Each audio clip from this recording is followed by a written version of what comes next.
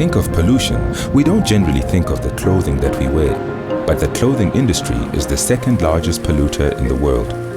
One reason is because of cotton. Not only does this super thirsty fiber need a lot of water to grow, but even though it only takes up less than 3% of the world's cropland, cotton plants consume 10% of all agricultural chemicals and 16% of insecticides. If not well managed, cotton production can have a negative impact on the environment and also lead to poor working conditions and unstable markets. There has got to be a better way, right? In 2005, some forward-thinking minds came together to work out a practical solution which would help to secure the sustainable future of the industry. The result of this was the Better Cotton Initiative. Amelia Sidumo has been on the BCI adventure for some years now, and she has seen the fruits of its 10-year lifespan with her own eyes. Hi, Amelia. What is BCI Cotton? BCI Cotton, it's a global sustainability system that will allow us to produce cotton as a sustainable and mainstream commodity. The objectives of the Better Cotton initiatives are to improve the quality of the environment where cotton is produced. Cotton is one of the crops that has pesticides and fertilizers. So what we do, we work with the farmers to ensure that they use these type of inputs sustainably. The farmers are educated to apply pesticides if you have a higher level of pest infestation that justify the use of pesticides. If not, you use other types of control strategies that ensure that you get a good production of your cotton. This means that better cotton is produced by farmers who minimize the use of harmful chemicals, use water efficiently, care for the health of the soil, and who conserve natural habitats.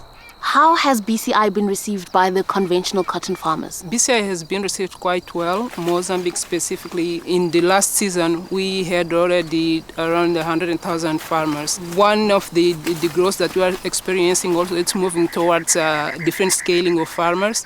Mokotex is a very good example of that are piloting the implementation of BCI starting this season. On the farm is where it all begins. Graham Hewlett procures cotton for Mokotex, which has been farming in the Namagoa area of Mozambique for 30 years. They are one of over 90,000 farmers in the country following BCI farming practices. I think that we've all got to realize that the world is under environmental pressure. And unless we take responsibility as companies, we are not going to see a sustainable future. As the world continues to see climatic changes, weather is the biggest problem. And in order to protect ourselves as best we can against weather, we've got to be the best farmers possible. The major benefit of BCI is that everyone knows that from the day we plant the seed into the ground to the day that the t-shirt is on their back, everything has been done in the correct way. They have a stringent audit process. We receive 3 visits a year that ensure that we are implementing the BCI practices correctly. What it also does, it will give us practice that ensures that our labour force are treated correctly, bridging the ethical gap between the poor and the rich, making sure that everyone along the value chain is looked after in a fair and equitable way. Nearly a decade ago, one of our local retailers, Woolworths, launched their Good Business Journey, which led them to ask questions about how their clothing is made and embark on a sustainable fibre quest. Makegu Mabunda from Woolworths is proud of this journey and says there is still much more growth to come. Why is BCI important to Woolworths? We want to be the most sustainable retailer in the Southern Hemisphere, and the sustainable sourcing of raw materials is key to this.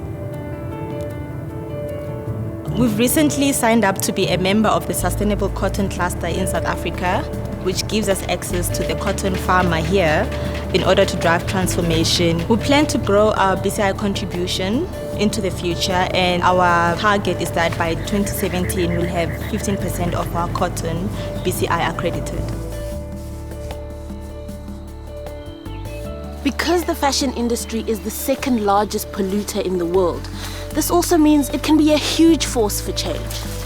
Food for thought, really, if we care as much about the protection of the environment as the clothes we choose to wear on our bodies.